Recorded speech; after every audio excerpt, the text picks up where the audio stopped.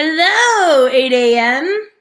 Greetings and salutations, as they Okay, would say in so Charlotte's Web. I told you right before we went live that I have some serious things to talk about, but let's get the not serious stuff out of the way. On the Do, air, go ahead. do you want to go not serious first, or do you want to go serious with the not serious chaser? We'll go not serious because I'll forget about it. Okay. Serious, and then a not serious chaser. Okay.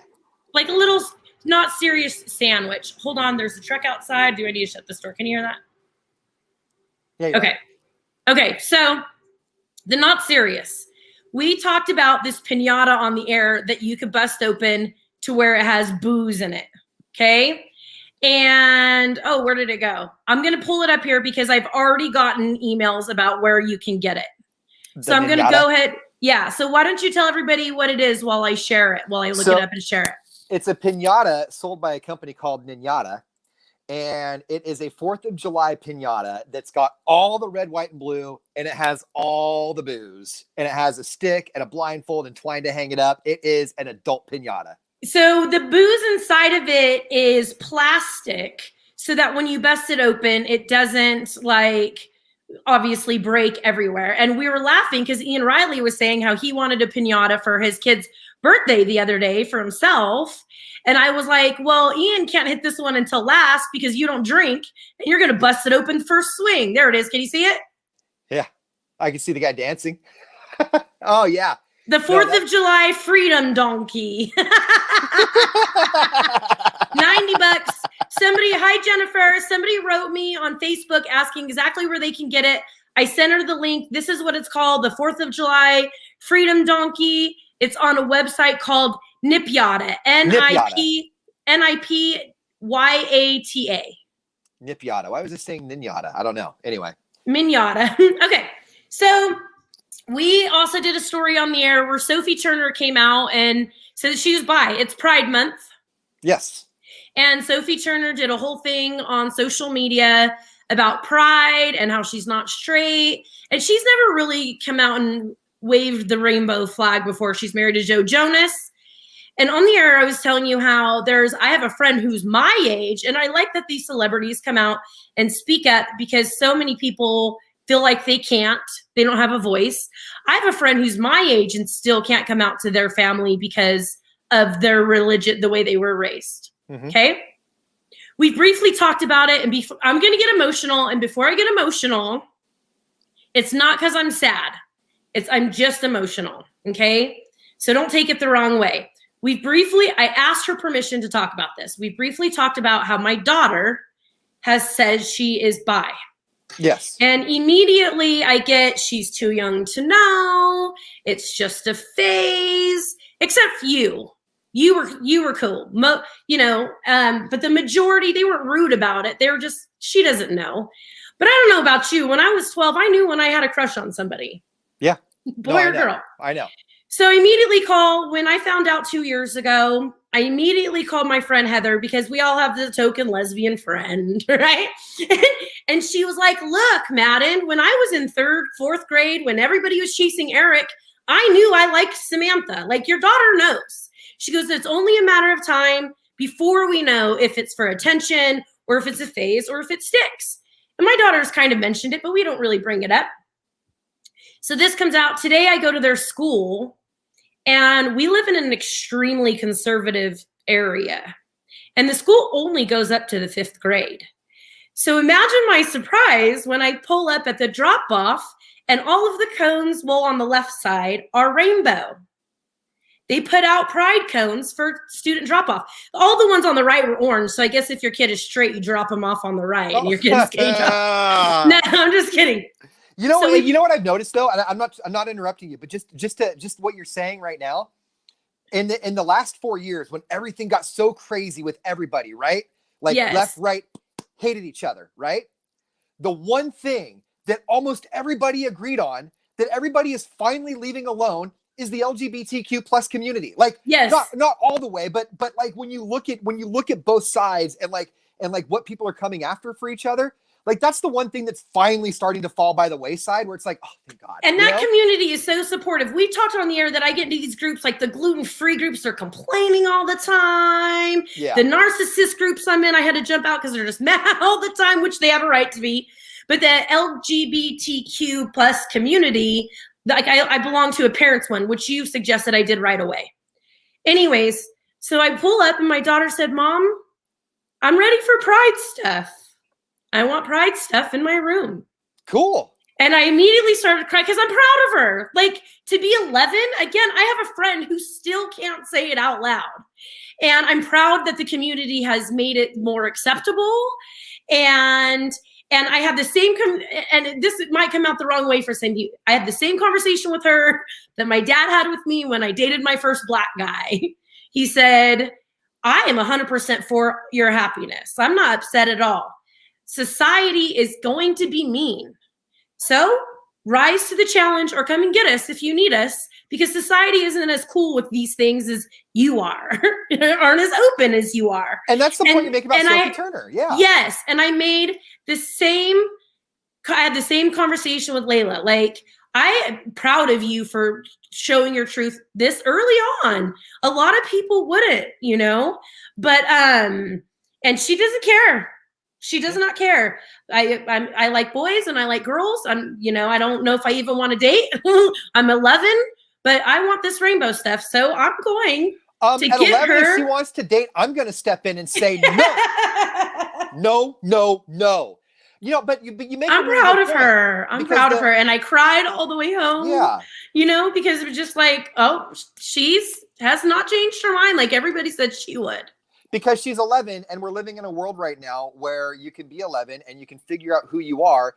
And we finally reached a point where we're like, okay, cool. You figured out who you are. Instead of, 20 years ago, you figured out who you are. Cool. There's a camp for that to convert you, Yes. Like we're going to send you away and then you're going to come back a boy or whatever. Right. And I know that we're not there. I know we're not all the way there yet. And I know that for you and I, like, our role in this is to be an ally and to not speak from a point of like expertness, because we're not, but we can be allies. Not at all. But you make a really good point, and I'm going to throw another name out there too. I'm going to go Sophie Turner, and I'm going to go Caitlyn Jenner, because Caitlyn Jenner, when she finally had her first interview, after she revealed that she was trans and she was going through the surgery and all of that, she said something that really stuck with me. She said, I'm Caitlyn Jenner.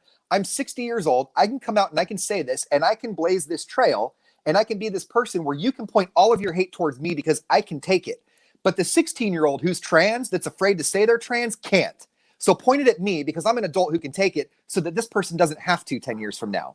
Yes, I couldn't agree with you more. So when I called my friend Heather, she owns Diva Cafe downtown Modesto, go in and say hi. I don't get a kickback. It's just a great place to go. It's Pride Month. Go see my favorite lesbian. You know what I mean? She said the difference now than when I was a kid is there's so much more support. Yes. And you can get on YouTube, and there's support networks, and there are all these things, and there's still people who scoff at it. And I'm sure my daughter has a long road, but for her not to care, like, we're doing something right. We're doing something right. So I got this so far. So this is what I got so far. Oh, that's cool. It's like the thing, the burners, Yeah. And then I think I'm going to get her flag. I hope I can get it by tomorrow. There's nowhere in this area that I can get any rainbow flags. I'm going to have to drive. Go steal a cone. Take a cone. Or call Amazon. Yeah, I'm going to have to draw one with some magic marker. Can you please run over one of the rainbow cones, get out and go, it was a cone. It was a cone. And then steal it. Put your car and take off with it. There was one time Joey was upset, so I pulled over to make sure he was fine, and I took out a cone, and he was so upset. I was trying not to laugh at that own joke in my head, going, it was a cone, because he was so upset. But anyways, I thought I would cry more. I didn't. I cried all the way home because I was just proud of her. And she said it, matter of fact, she wasn't shy. And I was proud of me and pat my own back. She wasn't even afraid to tell me, Mom, I want Pride stuff for my room now. Okay. And isn't this how the world kind of works? Like think about, okay, when you and I were in school, moving away from LGBTQ and just going into anything else, like learning disabilities, autism, dyslexia. 20 years ago, it was one of those things where it's like, oh, you're just saying they have that. And then as we learn more resources are developed and more resources are offered, because it's a very real thing that people struggle with, or that people are challenged with, or that people in society that aren't willing to grow with the fluid times still come back and be super bully and mean about. So like, it's just about like your friend said, like Heather said, it's really just generational. 20 years ago, we wouldn't get help with special accommodations, more time for tests if we needed it, or support, or even rainbow colored cones at our school, because then it was just like, shh. Yes. And we're not, you and I have some bad jokes. Like your friend the other day was like, whoa, you guys go hard. Like we know, right? But there's this kid in my son's class who uses the word gay like we used to use it growing up, that's stupid, that's gay. Yeah. And my son is smart enough to look at him and goes, you're not using that correctly. Like my son and called him right out, was like, don't use that anymore. Because I said, does your teacher know? He goes, I didn't tell the teacher, I told him. And I was like, that's my boy right there. That's awesome. Yeah. That's awesome. And like, well, we're going down this road because I know that cancel culture is like a huge thing right now, right? Like everybody talks about cancel culture and talks about speaking up and saying something when you see something. To that, I would say that I agree with some of the cancel culture, and some of the other cancel culture, I think we're losing very real teachable moments. Yes. And I agree with you.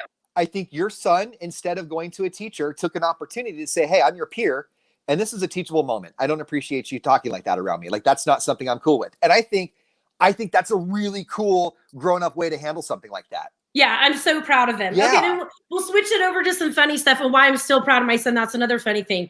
So yay, my daughter's awesome. I'm ordering something Pride on Amazon that I could hope have here by tomorrow so that she has it and she'll be so excited. Proud of her. Me too. I love her later. Good for her. I will. So here's my son. We always talk about how he roasts everybody. If you're new, I've been in radio with you for almost 20 years. And I was married to a man also in radio. So we're headed down to the school and a commercial plays on our station. I'm not going to say which one. And Joey starts roasting the person doing the commercial. He's like, well, I don't want to go to this place because they make it sound sarcastic that they want to go there. I said, what do you mean? And he goes, well, the way they say it makes it sound like they don't want to go there. They should be using this tone in this commercial so that I want to go to this place. And then Layla brings up the Pride thing, and I sit there and it's dead silence in the Jeep a minute, and I start laughing and I go, I have the best kids. And they said, why? I said, you are good. Your dad and I are doing something right. I have really smart, funny, good kids, man. Like you hear some of these conversations that you have with them and you're blown away. Like, oh my God, these are conversations that I'm having with my children. And like you tell them jokes that 2 years ago, you didn't think that they would get. And you and they start to laugh and you're like, yes, like this is really badass. Yes. Awesome. And because we already got serious, there's another serious change coming in our life. We'll talk another day. And when you hear the way the kids talk to me about this serious change, I'm like, we're doing something right. I'm proud of my kids, Okay. So we were talking earlier. What are you about to show? Your metal. My welding. Okay. Ian Riley's learning how to weld. So Ian Riley does metal stuff. Hit him up on Facebook if you're interested in anything. We can't put the link here. He builds it. So now he's learning how to weld so he can make fire pits. I got what's called a flux core welder, which I thought was a MIG welder. Has that flux capacity? Yeah. 1.21 gigawatts. I didn't know there was a difference because I took welding in high school. I took arc and I took MIG, right? And the MIG welding is the wire feeder welding, where it shoots out the wire. And I didn't know that there was a difference between MIG and flux. I thought that. So is there one that shoots out the wire and then there's one that you hold the wire and have to melt it to the piece? No. One uses a gas tank and one doesn't. The flux does not use a gas tank, and the one that does use a gas tank does not have flux in it, which is like a coating for the metal, right? Okay. So it's hard to see. But what you want to do is you want to get a bead going and you want to make like a straight line that looks nice and clean. And none of these are clean, except for this guy right here these two right here are probably my best. This second, but that's only 4 tries. These two right here. No, this is the fourth. Anybody else thinking like Scarface? Doesn't look like the scars you put on for Halloween. This is the 4th try on the 7th piece of metal. Well, You got to learn some, you know. So, but it's coming along. I'm getting there. I'm probably about a week away from being pretty efficient with it. I'm hoping. It's challenging because because with the metal fire pit, you have to make like sections and then weld them together, right? To make it okay. Yeah. Okay. And it's all what 1, 2, 3, 4, 6 sides is what? Is that a hex? No. Octagon? Joey would know. I think octagon. Octo is 5. Yeah, oh yeah, because remember Octomom, she only had 5 kids? Or Octo is 8. Octo's 8. Yeah. Hexa is 5. 5 Hexagon sides? Is 5. 5, no, 6 sides. 6 sides? Okay, keep going and I'll look it up. I should know this. This is one of those 3rd grade math questions I had to teach my kid this year. Hexagon. Hexagon. Okay. What's 5 then? 5 sides. Pentagon. Pentagon. Okay. We should Pentagon, know. We should know the hexagon, pentagon. Octagon. Okay. Anyway, yeah, you have to get those welds right because otherwise the hexagon won't line up right and it'll be kind of off. Yeah. And where were you 30 seconds ago, Janine? Thanks a lot. Yeah, and it has to be the angle has to be exactly correct too for them to lay exactly next to each other. So the cutting in the CNC machine, they make the angle right, and then they put it in my hands and say, "We did this part right. Now you got to do your part right." See, and I can't really do my part right. That's the part I have the hardest when I cut wood is the angles. Like I tend to go the wrong direction first. Like I think it's supposed to go like this way. Well, you're doing it by hand. Yeah. Yeah, I'm not. I got a machine doing it for me. I got a thing that reads G code and says, "This is how we're going to do it. And it's going to be perfect." Like you're using actual skill. I'm using Windows 10. I got Windows 10, maybe Windows XP. I'm not sure. It's an old computer. I'm not. My skill level comes in like cleaning it up and powder coating it and stuff like that. Like I don't have a steady hand for cutting. Okay, so when are you going to try your first? Are you going to make just your own first or what? God, my hair's getting long. I don't know. Maybe I'll try and make Cindy's first. Yeah, because Cindy's really waiting. I need to go by there too. She is really. Oh, have you been to her house? No, I was supposed to when I left last week, and you know how good I am at my memory. Not at all. Okay, well, pick me up next week. I don't have my kids. I'll go with you. Okay. Okay. So we were talking on the air. Do you still have enough time? Because I know I have your kids this morning too. Are we up against any kind of clock? They're out of school right now. Okay. We were talking on the air about how you don't believe that you meet people at the right place at the right time. Like you just think it's just coincidence. Yes, I do. I do. But to that, I don't hate love. Like I'm not against love and I'm not against marriage. I'm not one of those people that says I'm never going to get married again. I don't believe in coming across the right person in like a fate style way. See, okay, I believe in fate and not just romantically. Like I believe job, financially, spiritually. Like I believe that people come into your life at a certain time for a certain reason.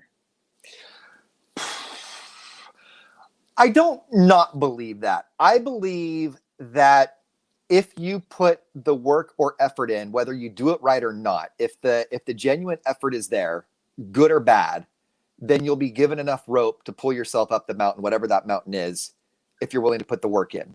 Okay. See, I'm not dating anybody. I'm not with this guy, but I've been talking to a guy who's become a friend, and I 1,000% agree that he was put into my life at the time, at the place for a certain reason. So I was downtown working, and I was meeting my friend Jessica for dinner. There's only an hour in between. She works directly, like diagonally across the street from me. But for some reason that day, I just didn't want to, I wanted to go hide out somewhere else for the hour before I came back to the same location. I usually just go over to the hotel and have a drink and wait for her to get off work. So I go to another location where it is a family-owned business, okay? This man shows up who has connections to the family. But that day, the family had left and my friend was working. So there was no other family there, just my friend, okay? He comes in with his damn rescue dog, which will get me every damn time, right? So I'm playing with the dog and I meet this man, and it had it been any other time, any other situation, we have not spoken to each other. We would have not left together and became friends because of other circumstances surrounding his life and my life. But now he's in my life at a time that he's like grounded and to the point and not like any other man I've been around. And it has like stopped me in my tracks. And I feel like this exact time in my life, he was put there for a reason. Okay, so I don't disagree with all the circumstances. I don't disagree with him Mm-hmm. being in your life, and I actually like I applaud you recognizing the difference in him between the other men, and I think that Even if he's not the man, because he might not be right. my soulmate, he might, but he was put there for me to go, whoa, maybe this is what I want, not all these other tool bags that I've been going out with. So whether it's this one or not, like these are the positive changes I need to make if I want a man like him in my life. Okay, so I'm trying to find this old proverb. But okay, so and he didn't ask me to change or anything. I just know like I'm making like I've been more positive and stuff since he's in, and he doesn't put up with my crap, and we're just friends. And it's like been the best thing that's could happen to me in these last couple of weeks. okay, so I'm a wait and see approach. So there's an old proverb that's called "We'll see," right? And it goes like this: it goes, this farmer had his crops, and he had his horse tilling the field, and then his neighbors, and then his horse ran away, right? And his neighbor showed up to help and said, "What a bad thing." And the farmer said, "We'll see." The next day, the horse came back, and it brought 2 more wild horses with it, right? And so you think, awesome, what great fortune. And the farmer said, "We'll see." The following day, the son tried to ride one of the horses. He got thrown off. He broke his leg. And everybody said, "What a horrible thing." And the farmer said, "We'll see." And then the following week, this one, the young man went into the army, and seeing the son's leg was broken, they passed him being in the army, and the neighbors congratulated him. And he said, "We'll see." It's one of those things where, like, every time something happens, instead of saying this is happening because fate is doing this for me, I've always been kind of the "we'll see" approach. Like, this is happening. Is this a good thing or a bad thing? We'll see, you know? Yeah, and I don't disagree with you. Like how I'm like a future tripper. This guy's like, no, girl, this is one day at a super patient, like one day at a time. Like we don't know what's going on. And I'm like, whoa. So we'll see. Of course we'll see. Because it might not be this one, but this one, I feel at this time, I needed him, a man like this, to enter. So, and to follow that logic, and just to preface this, I think that you meeting him is awesome. And whether you guys become friends or it becomes something more, regardless of the circumstances how you guys met, I'm happy for you. I mean that. I genuinely mean that. But when you talk about like fate put me in front of this guy, I kind of look at it like the horoscope thing. Like, you know, somebody robs a bank and you're like, well, what is it? Well, he's an Aries. Well, that's so Aries of him. Or like if you this morning didn't get a cup of coffee where normally you did, and then you went out and you drove, and 10 minutes later you got into an accident. Did you get into an accident because you didn't have that cup of coffee? You did something different, and now fate put that accident in your timeline. Did you need that accident in your timeline?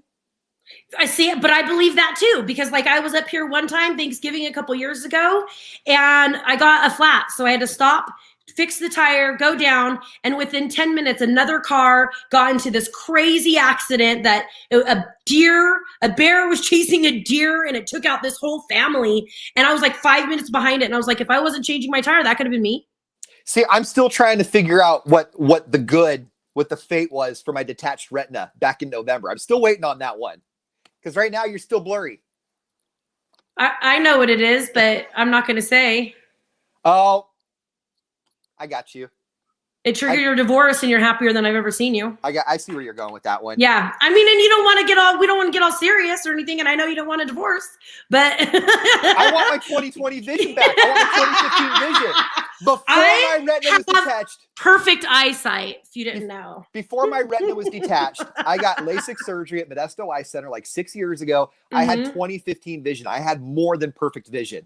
Now, because of my detached retina, I don't. And when I close my eye, you're blurry, and that makes me sad. My dad had the same thing. And when I look at you, I think my dad too, because you can tell which eye it is. Can you? Did I just make you insecure about that? Is it because my right eye squints a little more? One's darker. Is it really? It's your left eye, right? No, it's my right eye. So maybe maybe my left eye is darker, but because my right eye is doing something different. Yeah, his detached retina is a little discolored too. Well, because they make your eye oblong, because I have a silicone band across the top of my eye, so my eye is not the same shape that it was before. It's actually like longer now. So they actually changed the shape of your eyeball. It's really weird. I believe that. Yeah, I believe that because I could tell the difference in my dad too. He had the same thing. And terrible. For the first 2-3 months afterwards, when I would take pictures, even when it felt fine and there was no redness, you still squint a little more and you don't realize you're doing it. which actually, like, if you're going for the Wild West desert gonna have a showdown, that natural squint is kind of sexy. But when you're trying to like read something and you look like an old person, you're holding it away like this, it's a little embarrassing. Do you have to wear readers yet? Not yet. I don't have any glasses yet. Okay. But I need to get on that. But I'm still waiting for this to fully. It's healed, but it's not fully healed. Every day it's a little better. Is different. Okay, I'm not going to ask that. It's going to be stupid, is what I was saying yesterday. I got a new fish named Viola. She's purple. Yes. We talked about it on the show yesterday that we were getting new fish, and we were going to name it either Mayfeather, Viola. It was Mayfeather, Viola. What was the other one? Oh God, Wish. But we can't get 3. Remember, if we put too many in there, Tony Stark going to kill him. We only got 2. We should have only gotten 1. I thought 1 was a goner, but it looked like it was hiding. And until we put the new fish in there, it didn't come out. So I have to get a bigger fish tank. And I love fish. So I think I'm just going to invest in a bigger fish tank. I'm really stuck on what question you were going to ask a minute ago that you decided not to.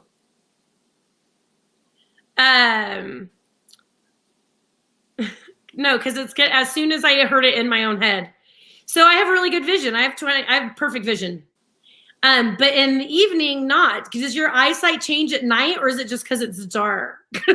No, that's not a dumb question. Is it a thing? Okay. That's a very. Because I have thing. a really hard time seeing at night now. Yes, that is a very.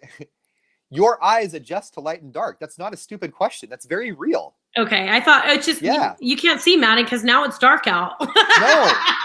No. And it's just harder to see in the dark. My oldest son is having some vision problems. He might have on my wife's side of the family, retinitis pigmentosa is genetic. And so part of that, in addition to your retina basically deteriorating and having black spots all the time, the other part of that is that your night vision goes. And so at night, you stop seeing things and you just see shadows. Like you cannot navigate at night on your own. Who, Sean? Well, Sean now is okay, but in a few years, it's probably going to be very, very difficult for him. Poor guy. My daughter has the worst vision, man. And I remember when the school first came to me and they said, she's squinting. And I'm mom of the year over here, said her best friend has glasses. She just wants glasses. Because when I was growing up, I had 20/20 vision, but I wanted glasses. You know what I mean? And we take her to the doctors at Modesto Eye Center. I cannot give them enough credit. She was super nice to where she, in the kindest way, told me I had to leave the room. Yeah. Because she was putting up, like, the letters are like this big, right? Like in Layla's face. And she's I go, you can't see that. You can see that. Like, laughing. Because I don't understand where she's coming from. And the doctor looks and she goes, Mom, I got this. Do you mind waiting outside a minute? And I'm like, okay. So now when I go in there, I just sit quietly and I just put my head down and I let the doctor do what she has been taught to do because I am not the doctor in there. And Layla's vision, she was like blind to where her dad and I were like, we should have gotten her glasses like kindergarten. Yeah. Hey, we all make those mistakes, right? I know. I'm pretty sure my oldest kid isn't even mine. We probably took him home from somebody else at the hospital 11 years later. We're not really dealing with it. Nobody's asked. Do we take it back and get a refund now? Or that kid's been raised by Ian Riley the last 11 years. We don't want him back. Can you imagine?